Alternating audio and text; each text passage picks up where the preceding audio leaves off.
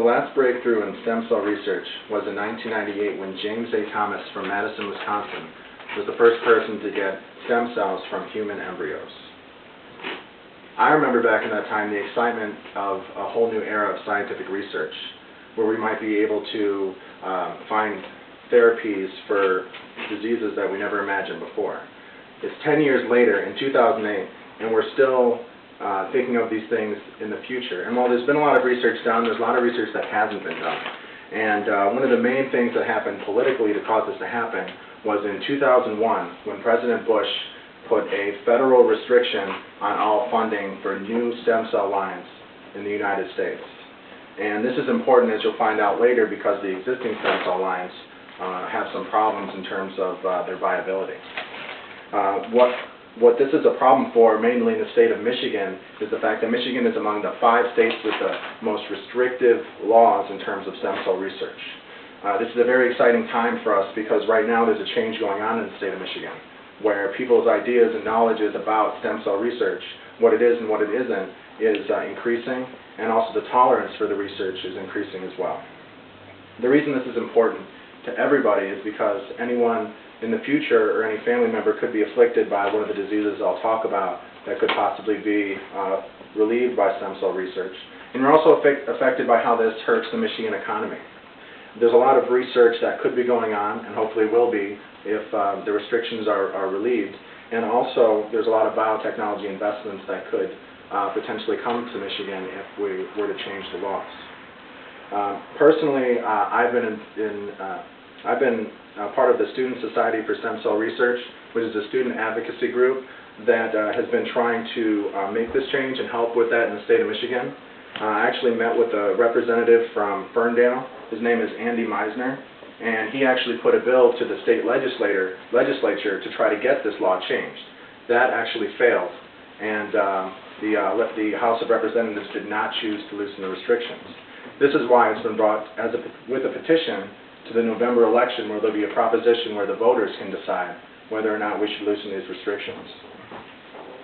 My speech will show why it's important to vote yes on this, and how this will affect us in the state of Michigan as well as our society as a whole.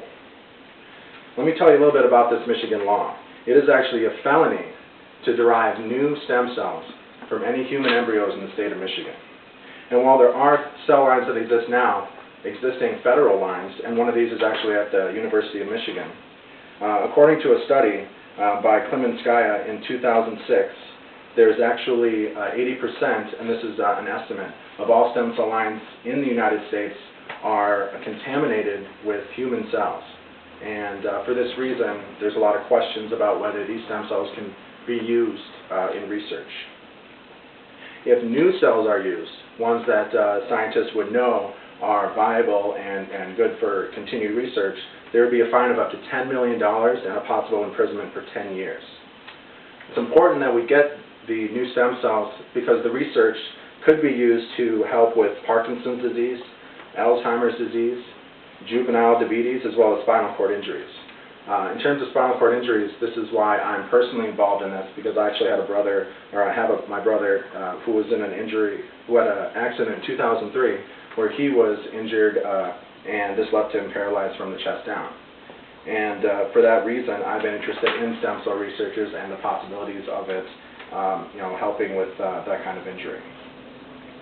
One of the other important things about this stem cell research proposition is that they only want to use embryos from in vitro fertilization procedures, embryos that were going to be thrown away.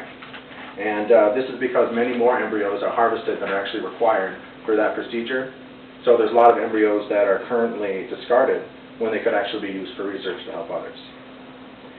And the proposal is also important because it strictly bans the selling of embryos.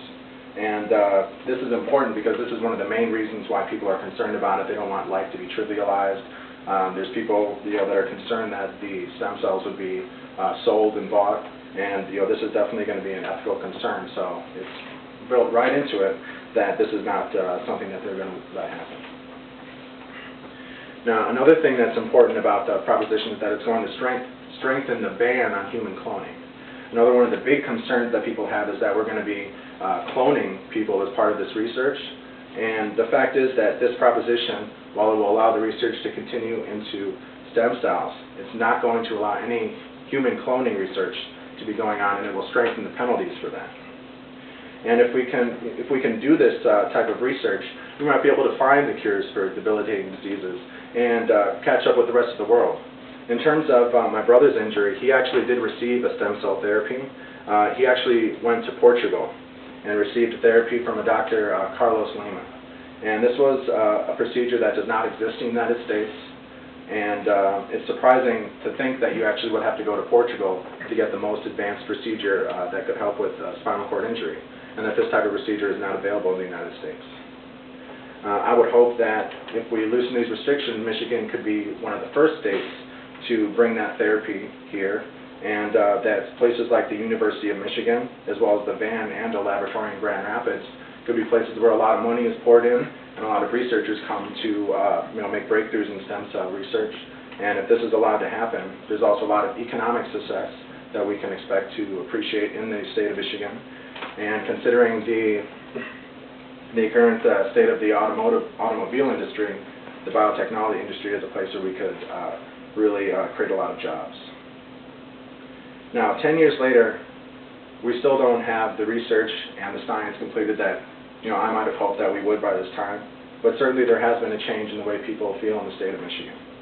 And a lot of people are understanding more about the difference between stem cell research and human cloning, or the fact that stem cell research is not related to aborted fetuses, and that it's only related to embryos that would be otherwise discarded. One bit of proof, and this was just a couple weeks ago, 580,000 signatures were collected, and this was to get the proposition on the ballot. That was 200,000 more than the necessary that were required in order to get it on the vote. What I must say, though, is that even though this is promising, the work is not complete. The important part is that you do vote and that you do make an educated decision. And while I would hope that you vote yes, I would be glad at least to know that you've made an educated decision about the proposition. One of the things to mention is that you'll definitely be hearing more about this once the election comes around. One of the things I read in the Toledo Blade from a political columnist named Jack Lessenberry is that they actually spent almost $2 million just to get the signatures required to get the proposition on the ballot.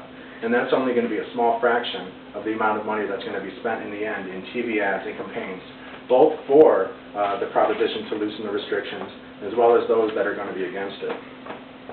And whatever you do, just understand how it affects the Michigan economy, how it will affect research institutions in the state, and how it will affect everyone in the country with debilitating diseases that might be helped by future research. And regardless of how you decide to vote, I can rest sound knowing that you're making an educated decision. Any questions? Go for it. All right, so if this is going to be just being allowed by the vote, is it public money that's going toward this, or would this be privately funded? In terms of the funding of the research, I don't think there's any provisions that are going to be that have to do with the actual funding of it.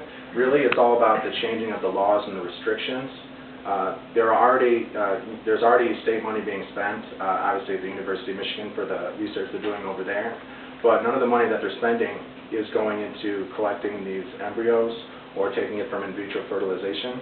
Unfortunately, when it comes to that procedure and I guess any the administrative processes that are going to be around actually getting the embryos from the clinic to the research, I guess I'm not sure whether there's going to be any involvement, state money used in that. But at the proposition, what they're voting on will not, I don't believe, increase any amount of money being spent. Pat, what are you doing on this? Because I just watched this episode of Nova Science. There's this guy, I think he's from Japan.